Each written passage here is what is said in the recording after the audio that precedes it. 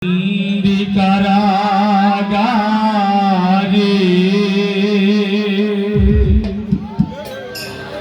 আছি গো মা বিপদে বাইরে আলো চোখে পড়ে না আমি বন্দি কারাগারে আমি বন্দি কারাগারে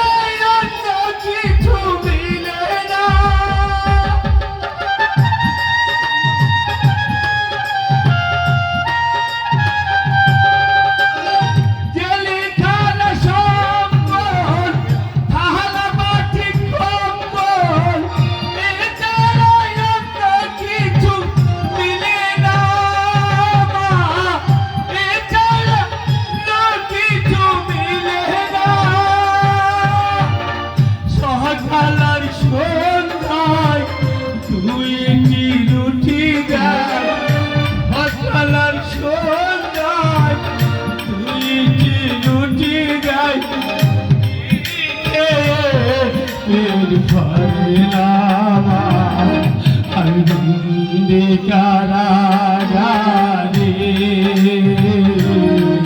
আমি বন্দি কারাগারে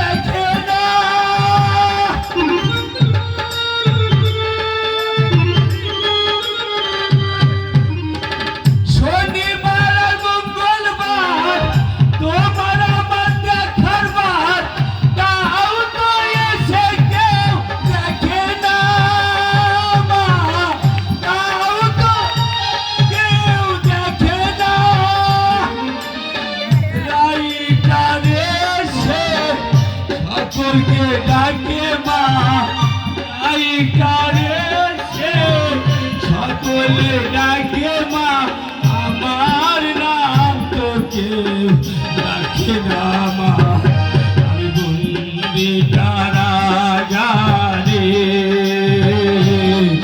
আমি বন্দি কারাগারে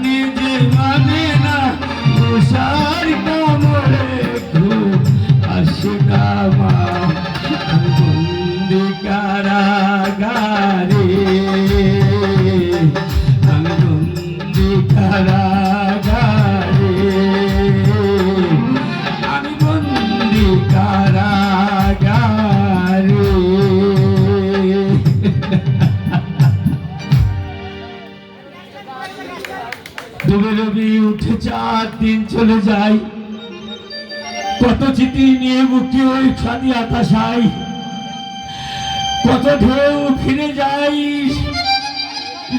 12 চর ব্যথা নিয়ে রয় শুধু পড়ে সর্বস্বর সর্ব শান্ত করে দেয় প্রকৃতি রে তবু প্রকৃতি আমাকে ডাকে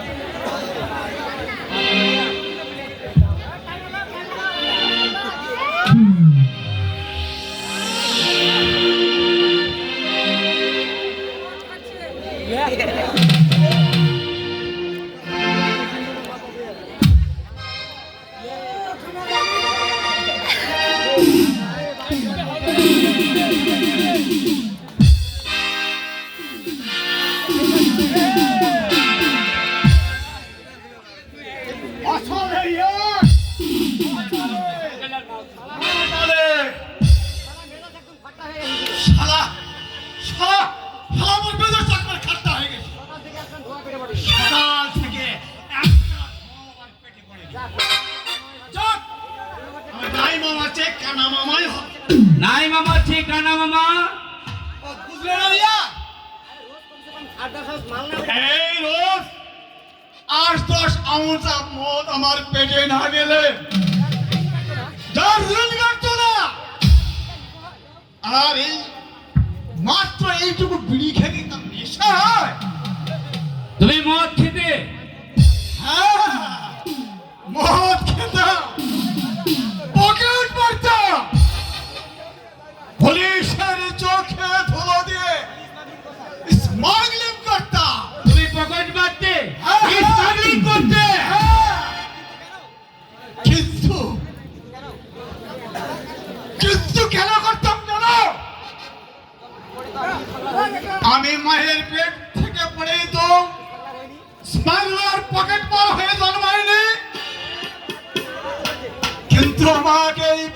নামেছে জানো? আরা আরে ওই যে ভদ্রবেশী মুখোশধারী শয়তানেরা, এই সমাজের লোকেরা ওরা আমাকে ভগবান শব্দ শিখাইছে। ইয়ার ওদের ওদের আমি চরম প্রতিশোধ দিতাম, কিন্তু কিন্তু আমি পারলাম না। কেন পারলে না? প্রকাশ্যে দিনের আলোয় একটা মার্ডার করতে গিয়ে পুলিশের কাছে ধরা পড়ে গেলাম। Murder murder murder! হ্যাঁ দারোগা বাবু, আমি মার্ডার করেছি। আপনি আমাকে অ্যারেস্ট করুন। এই হেতু রক্ত মাখা ছুরি এখন আমার হাতে আছে। তীব্র দেউ টাকা দিয়ে খান করছে। আপনি আমাকে অ্যারেস্ট করুন। তুমি কি পাগলের মতো বলছো? হ্যাঁ, আমি তো ভুলেই গিয়েছিলাম এটা জেলখানা। হ্যাঁ হ্যাঁ, এটা জেলখানা। সত্যি কি তুমি মার্ডার করছিলে ভাই? হাসছো তো তুমি? আরে হাসার কারণ নাকি, কি জন্য তুমি হাসছো? তোমার দেখে, তোমার কথাবার্তা শুনে তোমার মতো মানুষ জেল খাটার মতো কোনো অপরাধী করতে পারে না। শুনবে ভাই, শুনবে তুমি আমার জীবন কাহিনী কেন আমি জেনে এলাম? শুনবে তুমি এই মালিনী চোখের হতভাগ্যের কথা? শুনবে শুনবে যদি তাজা গোলাপি অকালে ঝরে যাওয়া কাহিনী? ভাই, আমি শুনবো তোমার কথা, আমি দুই কান ভরে শুনবো তোমার কথাগুলো শুনে। যদি আমার এই অখ্যাত পাত্রীবাড়িকে আমি কোনোদিন ছোট করতে পারি, সেই দিন আমার এই আদর্শ দিয়ে এই লোকের জনসভা করি পকেট মার হাজারি কখনো করবো না। আমার কথাগুলো শুনবো ভাই, তুমি বলো, আমি দুই কান ভরে শুনবো। ঠিক আছে ভাই, তবে শোনো, মন গড়া গল্প নয়, অবাস্তব মিথ্যা নয়। এক বুদ্ধমন্ত্রীর পরিবারে দুঃখে জমেন কাটিয়েছিলাম আমি। ইয়ার ইয়ার, এসো এসো ভাই, আমি বলছি আমার সেই জীবন কাহিনী। তুমি আমার সঙ্গে ভিতরে চলো। চলো ভাই, আমি সবকিছু বলছি। চলো। শেষ গান দাও। আমি বন্দি কারাগারে, আমি বন্দি কারাগারে আছি গো মা বিপদে, বাইরে আলো চোখে পড়ে না মা, আমি বন্দি কারাগারে। হ্যালো, মালিনী চকের হতভাগ্য নিবাসী গৌতম সেন সৎ সহজ সরল নিষ্ঠাবান, কিন্তু কেন সে আজ জেলে গেল? কেন মার্ডার করবার মতো অপরাধী হয়ে তাকে মেনে নিতে হয়েছিল কারাগারের কষ্ট? সত্যি কি সে মার্ডার করেছিল, নাকি কোনো চক্রান্তের জালে আচ্ছন্ন হয়ে তাকে মেনে নিতে হয়েছিল? অমানিসার গাঢ় অন্ধকার, এত সব প্রশ্নের উত্তর খুঁজতে আমাদেরকে চলে যেতে হবে গল্পের মূল পর্বে। চলুন আমরা চলে যাই আজ থেকে কয়েক বছর পূর্বের ঘটনায়। আজ থেকে কয়েক বছর পূর্বে